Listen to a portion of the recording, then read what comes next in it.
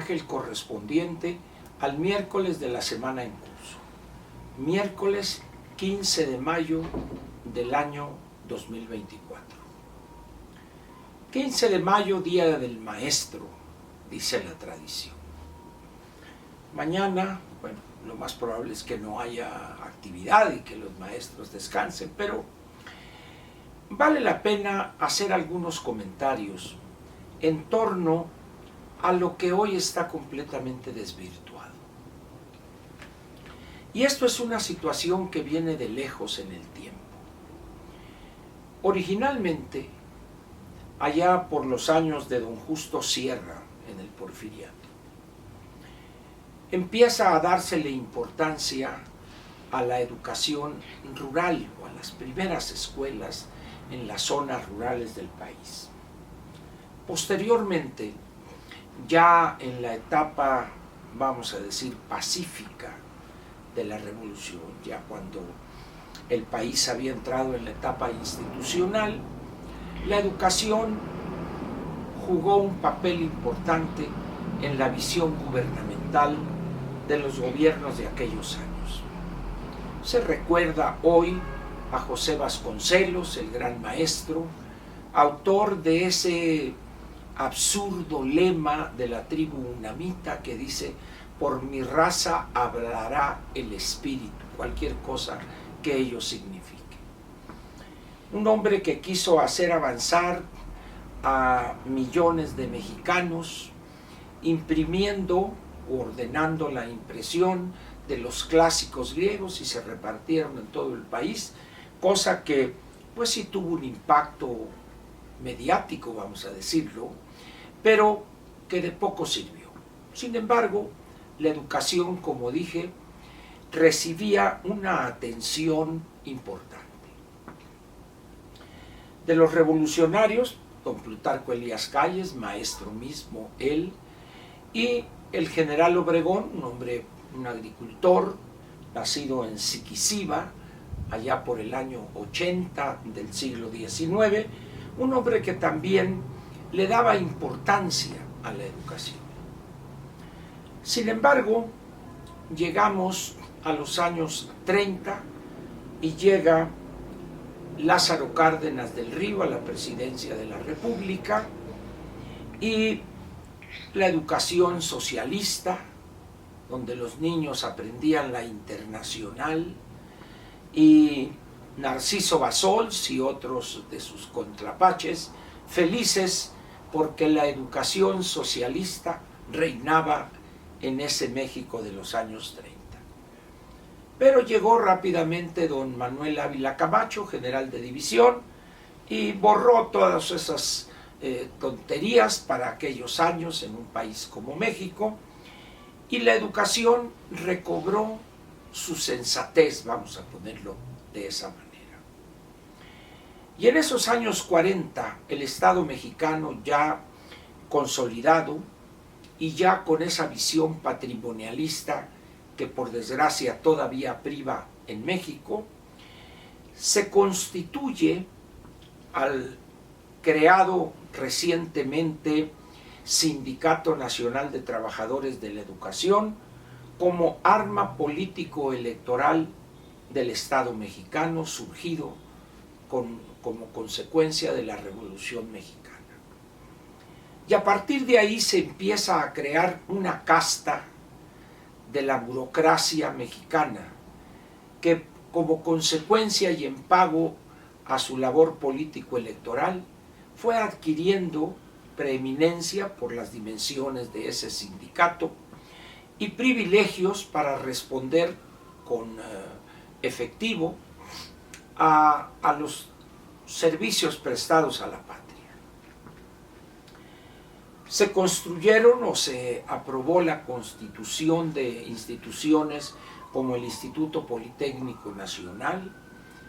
El Politécnico, originalmente centrado en la parte técnica, pronto tuvo la Escuela Superior de Medicina Rural para preparar a esos médicos que en principio iban a ir a las zonas rurales del país y que por allá en los años 60 los estudiantes de esa escuela del Politécnico se sintieron muy aspiracionistas y urbanos y hicieron un movimiento para que de su escuela se eliminara el adjetivo rural y quedara nada más Escuela Superior de Medicina, porque decían que el adjetivo rural los descalificaba o los denigraba en esa profesión de médico cirujano y partero.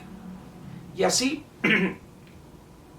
algunas otras cosas empezaron a cambiar en la educación, pero la más importante de todas fue la fuerza política y los nuevos cacicazgos que surgieron en el CENTE. El Sindicato Nacional de Trabajadores de la Educación, ya para los años 60, era un poder importante dentro de la estructura de manipulación y control político-ideológica del Estado mexicano. Nombres como Jesús Robles Martínez, Carlos Olmos, ocupan hoy un lugar en la picaresca política mexicana, a los cuales posteriormente se unió el de Carlos Olmos, creo que ya dije, Carlos Jongitud, y también la maestra, el Baester Gordillo Morales. Y ya para ese entonces eran una fuerza a la que no se le podía ignorar. Al mismo tiempo surgieron movimientos de oposición dentro del sindicato, siendo el más famoso de ellos y fuerte el Movimiento Revolucionario del Magisterio, que encabezó el profesor Otón Salazar, militante distinguido del Partido Comunista Mexicano. Los maestros rurales, eso sí que no se avergonzaron del adjetivo, jugaron un papel muy importante para llevar el abecedario, vamos a decirlo así, a las zonas rurales y atrasadas del país, y que la reacción en aquellos años, los fanáticos seguidores del catolicismo militante, los asesinaban, les cortaban las orejas y sufrieron lo indecible, pero ellos con una actitud de entrega y cariño a la labor que desarrollaban, llenaron páginas gloriosas del magisterio mexicano. Pero decía que ya para los años 60, no se diga en los años 70, el magisterio mexicano había perdido aquella mística que lo caracterizó allá en aquellos años de inmediatos a la Revolución Mexicana.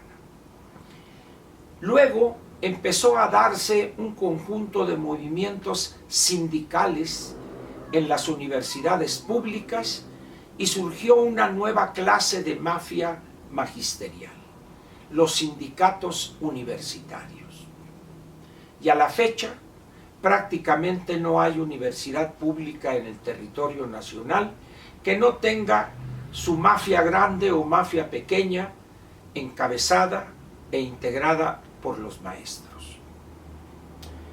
Y eso a su vez, ya en los años de la euforia procubana, el foco guerrillero, empezaron a surgir algunos grupúsculos dentro del CENTE que veían la formación magisterial más como un instrumento para formar cuadros para iniciar la revolución, la lucha armada y establecer el socialismo en México, que fueron aquellas escuelas que originalmente fundó el general Cárdenas, las normales rurales, y que producto de esa euforia, la llamé para no utilizar alguna palabra que pudiera ser ofensiva para algunos, y las normales rurales son hoy, en vez de ser centros educativos para la formación de los futuros maestros, son cuevas de activistas, de delincuentes, que aliados en algunos casos con narcotraficantes y en otros delincuentes ellos, saquean casetas de peaje, despojan a operadores de trailers de autobuses de pasajeros y saquean camiones propiedad de empresas de artículos como pan o pastelillos, sodas, etcétera, etcétera. Y así tenemos hoy pues grupos como la CETEC, la CENTE, la sección 22, la 19, la esta o la otra, y que han hecho de la delincuencia o de los delitos, de la destrucción de propiedad pública y privada, todo un negocio. Recientemente, hace 2 días, este plantón en el Zócalo que derivó en lanzamiento de cuetones, se dieron a 20 y tantos policías, y la explicación del loquito que está en Palacio Nacional es que fue una provocación. La verdad es que el Estado mexicano se quedó, después del encarcelamiento de la maestra, con una parte de esos maestros que, en la medida de las amenazas o elevar los privilegios, controla el gobierno a través del CENTE. Pero los otros son simplemente organizaciones delincuenciales. Y a todo esto, ¿qué pasa con los contenidos educativos, con los niños y los jovencitos que en principio deberían estar siendo preparados para enfrentar un futuro incierto y además que requieren con urgencia una calificación o al menos conocimientos que les permita adquirir en la siguiente etapa educativa los conocimientos para incorporarse a los mercados laborales y o continuar con sus estudios profesionales? De eso no tiene caso hablar, porque eso es hoy, pensarlo siquiera quedaría en simple ilusión.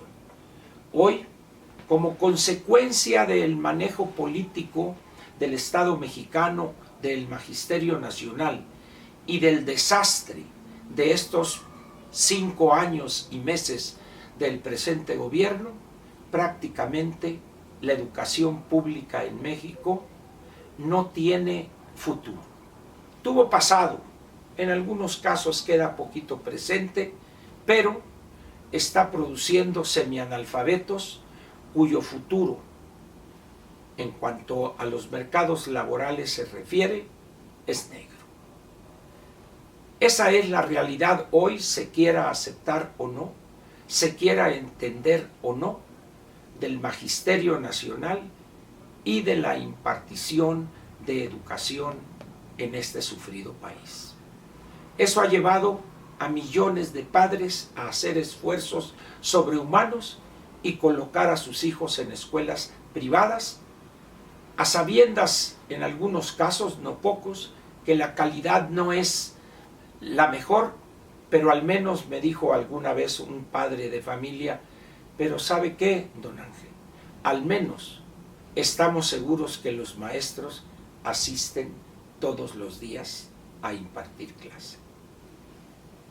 ¿Hará alguien algo por la educación en México? ¿Hará algo por la formación que se requiere de los maestros para que a su vez formen a los nuevos mexicanos? Deseche toda ilusión. Esto tendrá todavía que seguir cayendo y más delincuentes de esas normales rurales seguirán destruyendo propiedad pública y privada bajo la mirada complaciente y además, ¿qué podría decir?, cómplice, utilitaria de parte de la clase política mexicana. Es la desgracia educativa de México. Gracias y lo espero mañana jueves aquí en la Mañanera de Ángel. Nos vemos mañana.